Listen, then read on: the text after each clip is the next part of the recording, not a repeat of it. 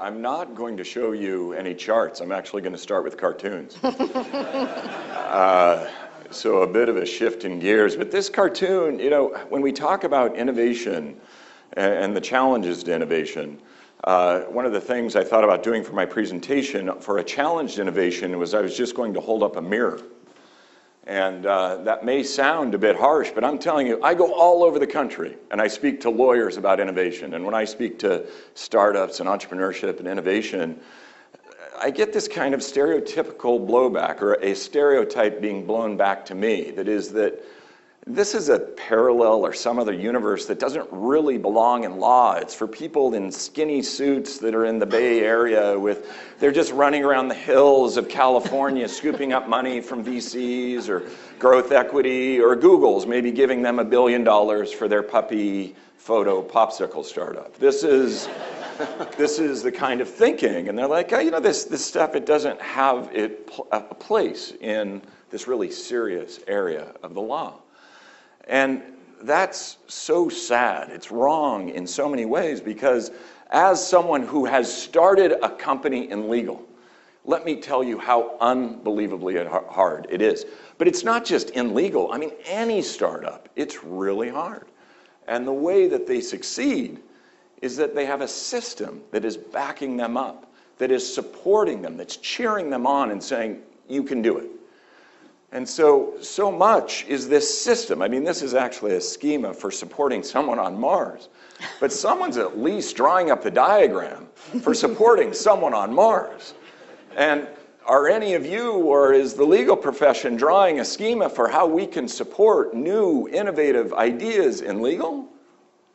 I don't think so. But for me, and some of this will be repetitive for a number of the things that were discussed from the other commentators and on the earlier panel, but it's the system. And I think there are three core pieces that go into this system. So it's the mindset, it's the support, and it's the reward. And if we have the right mindset, support, and reward, then it really turns on that light of innovation. And I want to dig into this a bit. But before I do, I want to give a big lawyerly alert, because we're all great at spotting risks. Let's talk about a great big risk.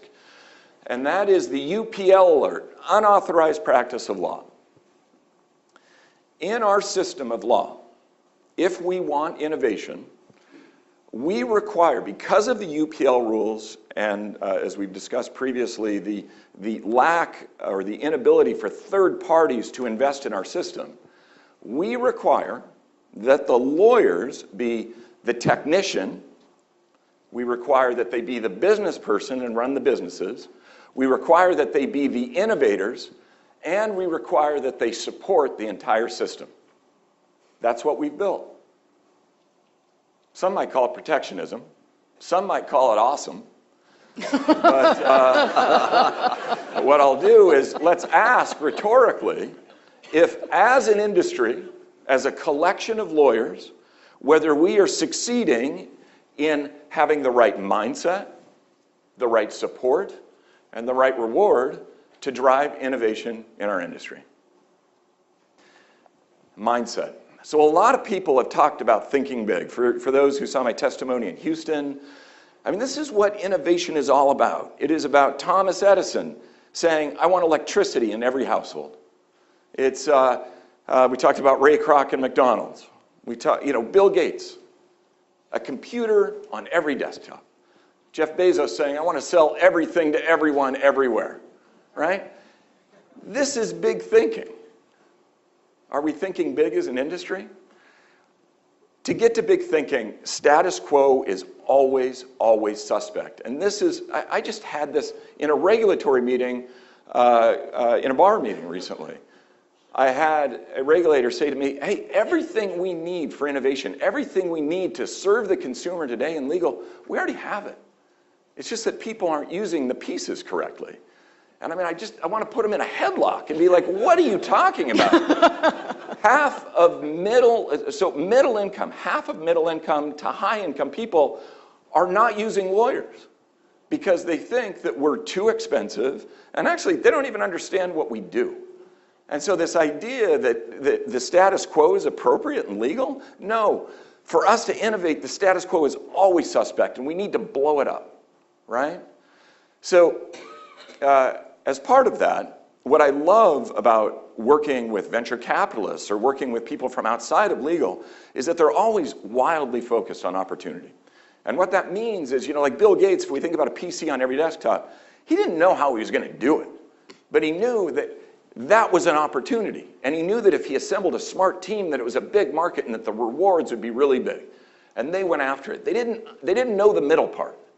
And consistently, we are always in legal. It's like, because we're so wrapped around the risk axle, it's like, well, how exactly are we going to do that? I don't know, and I don't care. But I know the opportunity's there, and I know that people need us.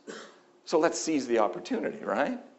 But when we come to this risk issue, this is what I just love dealing with Silicon Valley or the same ecosystem up in Seattle with investors, because they want you to take risks. They're always telling you, go big or go home, right? And in fact, failure is not only accepted, it's rewarded.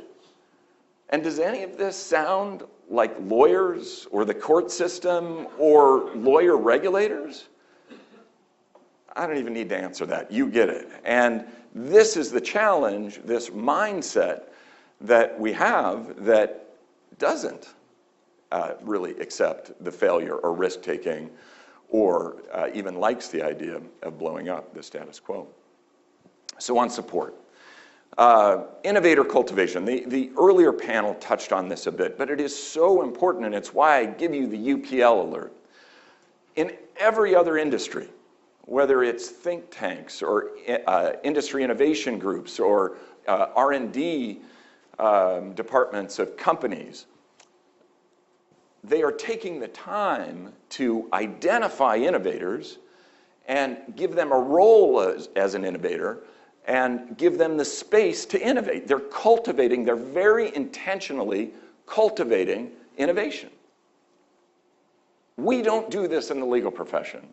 We do not give people who are thinking about ways that they can deliver new products and services in efficient and interesting ways, we don't have a system set up to give them more money and to give them the time to innovate. Because again, anybody who wants to innovate, for the most part, especially if they're running a law practice, they've also got to keep the doors open by doing both the plumbing and the engineering all at the same time. And then the last piece is you talk about your third parties. What's so critical about these third parties is that a lot of them have tremendous pattern recognition for having done this in other sectors.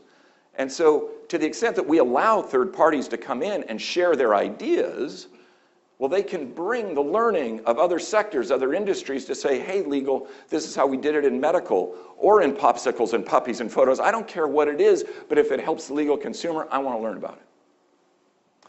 However, to get those people in the door, you need reward. I mean, we talk about Steve Jobs and Bill Gates and all of these innovators. I'd love to tell you that they're just out to do it for altruism, but they're not. These are capitalists, okay? This goes all the way back to Adam Smith and The Wealth of Nations, 1776, him talking about that invisible hand of personal interest which drives personal good when people act in a personally interested way. That's what drives innovation. That's what drives our society, right?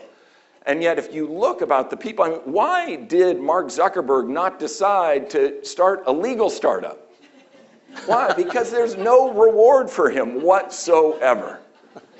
And so it has to be a personal reward. And it can be qualitative, right? It can be, you helped us change society. People love that. There are a lot of people, a huge part of AVO's mission is, we want to make a legal checkup as common as a medical one. That's a lot of you have heard me speak, and we say that all over the country. Okay, a lot of that's changing society. That is qualitative reward for us. But what we're also looking for, quite honestly, flog me, I want outsized quantitative reward as well. And unless we allow, and I'm not talking about consultants that can bill $200 an hour.